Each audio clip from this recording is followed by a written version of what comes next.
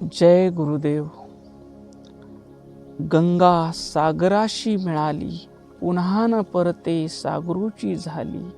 तैसी चित्तवृत्ती समरसली, पूर्णानंदे शाश्वत. या ओवीतून संत शिरोमणी शिवयोगी मन्मथ माऊली आपल्या जीवनाचा अनुभव सांगतात. या ठिकाणी गंगा आणि सागर हे दोन रूपक समोर ठेवून आपल्याला समजावून सांगतात. गंगा म्हणजे भक्त आणि सागर म्हणजे देव. गंगा म्हणजे जीव आणि सागर म्हणजे परमात्मा.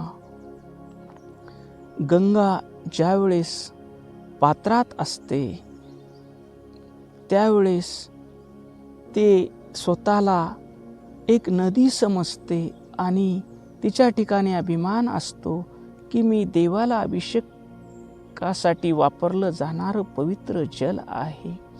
मी लोकाची पाप धुवून काढणारी गंगा आहे असा तिच्या ठिकाणी अभिमान असतो. ज्यावेळेस भक्त सुरुवातीला साधना करतो त्यावेळेस त्याच्या ठिकाणी मी 1 तास पूजा करतो, 1 तास जप करतो, 1 तास ध्यान करतो, मी मोठा भक्त आहे, लोकांनी मला मान दिला पाहिजे, सन्मान दिला पाहिजे, माझी कीर्तने ठेवली पाहिजेत, माझी प्रवचने ठेवली पाहिजेत, अशी अपेक्षा असते.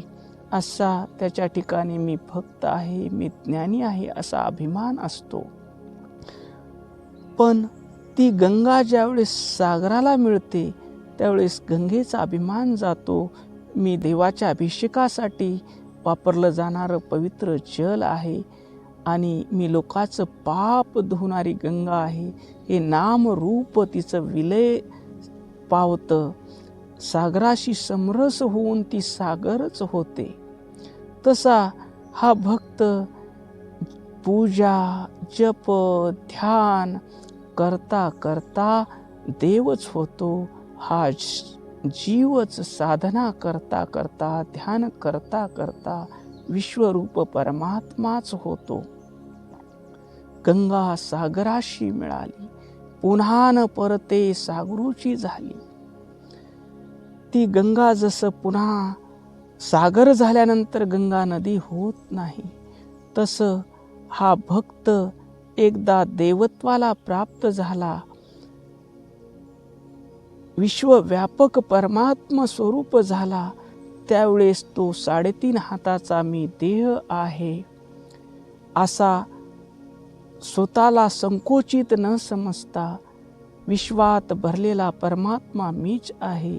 विश्व प्रपंच रूपानं नटलेला, नाना वर्ण नाना व्यक्ती या रूपानं नटलेला, फुलातला सुगंध, पृथ्वीतला गंध, जळातला रस, सूर्यातला प्रकाश, सर्व काही मीच आहे.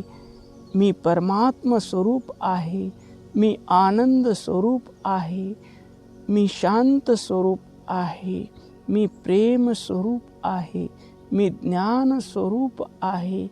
सर्वत्र भरलेला परमात्मा मीच आहे. असा तैशी चित्तवृत्ती समरसली. त्याच्या सगळ्या संसारातील मला हे पाहिजे ते पाहिजे, बाहेरच्या इंद्रियजन्य सुखातून हे पाहिलं की मला आनंद होतो, ते मिळालं की मला सुख होईल, अशा त्याच्या सगळ्या अपेक्षा संपतात आणि तो परमात्म स्वरूप होतो, विश्वरूप होतो. तैशी चित्तवृत्ती समरसली. गंगेची जशी चित्तवृत्ती सागरात समरसली तशी ह्या भक्ताच्या सर्व इच्छा आकांक्षा संपतात आणि तो देव होतो आणि त्याला पूर्ण आनंदाची प्राप्ती होते. पूर्ण म्हणजे त्याला काहीही मिळवायची अपेक्षा राहत नाही. देह त्याचा प्रारब्धावर सोडतो आणि तो आपल्या स्वरूपात मस्त असतो.